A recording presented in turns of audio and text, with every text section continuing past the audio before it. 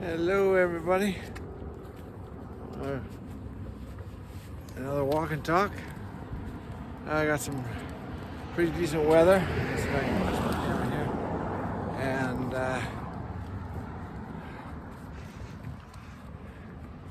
let's see if I can adjust this a little bit. Yeah.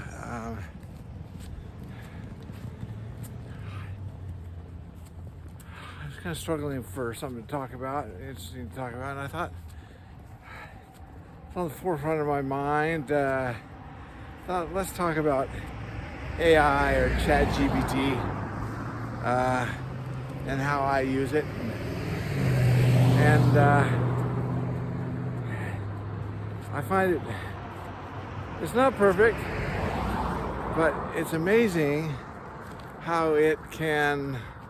I don't know if it can settle arguments, but it can calm people down when they get so attached to one point of view, and you plug in some things to ChatGPT and you present that to them, and they stop.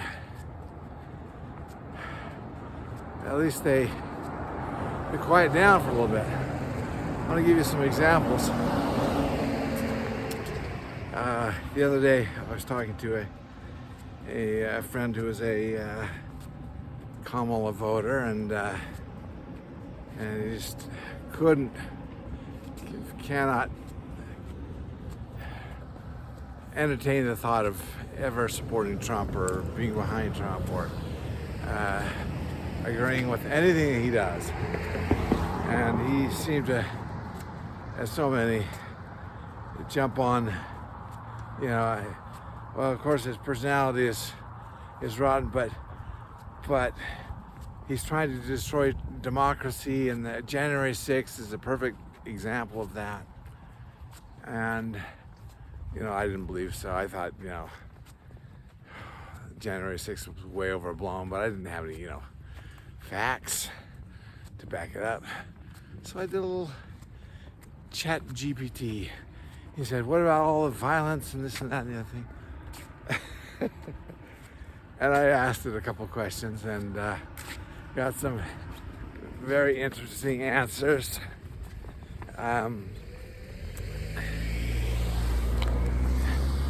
So there was only one person that died on January 6th, or at least at the Capitol, and that person was shot by Capitol Police. Okay, the protesters, which were mostly peaceful, did not have any weapons, and apparently there was this one person that got shot by Capitol Police was trying to enter a broken window at the Capitol. And he or she, I can't remember if it was he or she, was shot by the Capitol Police. And there's like 3 or 4 other people that died from strokes or heart attacks that really had nothing to do with January 6th, right? So it's like, okay, that was overblown. It was the worst.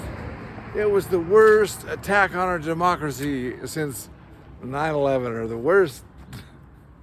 This is way overblown. Okay. So that ChatGPT had all the facts. I said, bullet point me all the facts, people who died, how they died, who killed them, and so that quieted that down. And then on the issue of what did Trump say before it, and of course he's on record as saying that be respectful and be peaceful, but we need to fight like hell to prevent our I can't remember the exact words, but fight like hell. Those are tame words for the Democrats when they talk about Trump. Fight like hell. And he's Hitler. He's this. He's that. But anyways, they're trying to to blame Trump for this, and he said,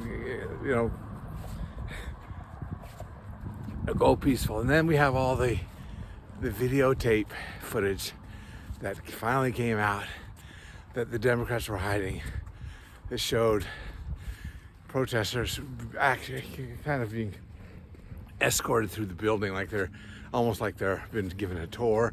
The guy with the horns and the helmet, or looked like a Viking or something, he was being peacefully escorted through the building. And okay, so that's arrest. And then on FBI provocateurs, or I said, what was that guy that was on camera? I was saying, we got to go in there, we got to break them down. It was a couple days beforehand, and I guess people were gathered. But he was saying, we got to go in, we got to go into the Capitol, and people in the crowd, even at that time, suspected him to be a provocateur, Ray Epps. And so all these people get sent to jail. Not Ray Epps, though. The Democrats knew he was some sort of provocateur, and Nancy Pelosi wanted anything, bad optics that she could somehow pin on Donald Trump. And then I asked AI about, well, I have this video about where Nancy Pelosi's in a taxi or in a car, basically admitting to responsibility for not bringing in the National Guard on that day. And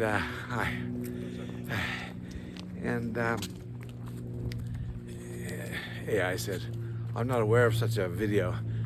And I said, I uploaded the link, and I said, AI said, I cannot open this. I said, explain it to me and I'll comment on it. And it tried to explain it away, but right on the camera, Nancy Pelosi is kind of taking blame for not calling in the National Guard. The National Guard was requested days in advance, and it was denied because of the bad optics, okay? And this is exactly what the Democrats wanted, bad optics, right? Bad optics of a riot, uncontrollable riot. Think back on the BLM riots, the property being destroyed, fires being set, people being killed, and that was all cute when it's a cause that they can get behind. So, and then Kamala Harris was, of course, right in the center of getting those people bail or set free without bail, and so it's just comical how the Democrats love to play dirty. And it's like Harry Reid, supposedly a member of my church. This goes back a few years, but he made these false claims about Mitt Romney, and apparently was successful in getting him not elected. And when asked about it years later, or months later, I can't remember how long after, he said, well, he didn't get elected, did he? Almost like he's saying, all's fair in love and war. The ends justify the means. And I was like, wow, this is insanity. And so, anyway, so ChatGPT, that's one way that I have been using it lately, and I find that I assume the person who's receiving it from me is reading it, but after seeing the ChatGPT the questions I ask it, there's no more questions, no more argument, no more. So it's like, well, okay, they can't argue against Spock, it's almost like talking to Spock of Star Trek. But of course, ChatGPT only has access to what's available on the internet, but it's so comical. Okay, so that's one area. And then another area, I did something fun. I was just doing a little scripture study, and I said, okay, ChatGPT, give me all the, start with the New Testament and give me the actual words of Jesus Christ himself, okay? And then I guess there were so many, it would only do a chapter at a time, but then I would have to type in, yes, give me more, yes, give me more, give me more. And it would go through all the words directly from Christ. And I had to coax it a little bit. There was times where it would, like, it was a parable or something that Christ gave, and it would just like give the verse. I said, no, give me the whole, all the verses related to everything that was spoken by Jesus Christ. And that was such a fun little exercise too. And it helps you cut to the chase of what the gospel is really about. And I highly recommend it. It's like a topical guide on steroids. Okay, just one second, let me pass it right here. Okay. Whoa. All right. Okay, so I found that very interesting. And then I plugged in, give me my favorite part of the New Testament is the parables of Christ. Bullet point. First of all, quote the parable, and then give the interpretation thereof, or at least best, bullet point and give me all those parables, and it did, and that's good. I love those parables. Of course, some of the insights, there's deeper insights that it would not give me that I take from it, like the prodigal son. It's just so much. There's so many layers in the of understanding in the parables of Christ. The prodigal son is an excellent example. Of course, there's the basic story, but then there's the kind of I call it the parable on parenting, how to be a good parent, and so that was very interesting. Let's see, what else? A friend of mine who has a YouTube channel talks mostly about gospel subjects, LDS perspectives and whatnot. And he occasionally talks about the heartland theory of the Book of Mormon territory that was wherever the Book of Mormon events happened. And there's two competing theories. The heartland, which focuses on upstate New York and Palmyra and those areas. And then there's the Mesoamerica. And I thought, okay, I'll plug in those two theories and see what it has to say about that. And that was a fun thing to study. And I said, okay, ChatGPT, if you're a vet man, which theory makes more sense to you? Or something like that. And it came back as the Mesoamerica theory has more backing or proof for substantiation and culturally and geographically and all that stuff. So that was an interesting thing. What else have I? Then I have people around me who are suffering with cancer, and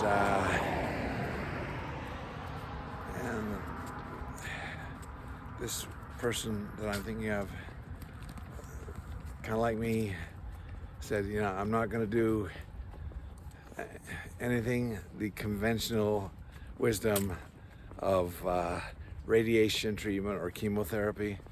I think it kills people, but the nutrition route, the natural route, and I typed in, okay, what can I do from a diet standpoint, from an exercise standpoint, from a sleep standpoint, from a stress standpoint? What are from a Japanese wisdom of soaking in a long hot bath daily, and there are some amazing, and supplement wise, what supplements and what foods encourage growth of cancer, and what foods discourage the growth of cancer. And there was so much wonderful information there. And my wife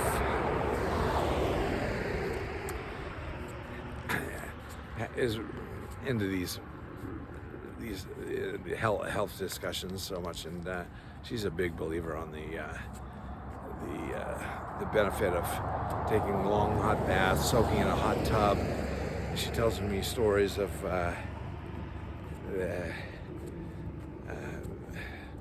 people in Japan that have been, final stage of cancer, and doctors have given up on them on the conventional wisdom, and the person says, okay, if I'm going to die, I'm going to enjoy my life, I'm going to go up into the mountains of Japan, just soak in the hot springs, and spend a month or something like that, or 2 months up there, and the cancer behind his eyeball that was going to kill him disappeared. Okay, so there's lots of things. Then there's the Gerson therapy, and there's so many good things out there that I would say focus on nutrition and not killing your good cells, starving your cancer cells, and talk to ChatGPT about how you do that. That's another thing I consulted ChatGPT about. And let's see, we're getting to 17 minutes. That's a good video there. But like I said, I've said this on several videos before, ChatGPT, scary in a sense, but it's not going away. So might as well. Oh, and another thing. At work, I won't go into too much detail about that, but we have what are called knowledge-based articles that are basically standards for how to deal with different cases or questions that come to us. And the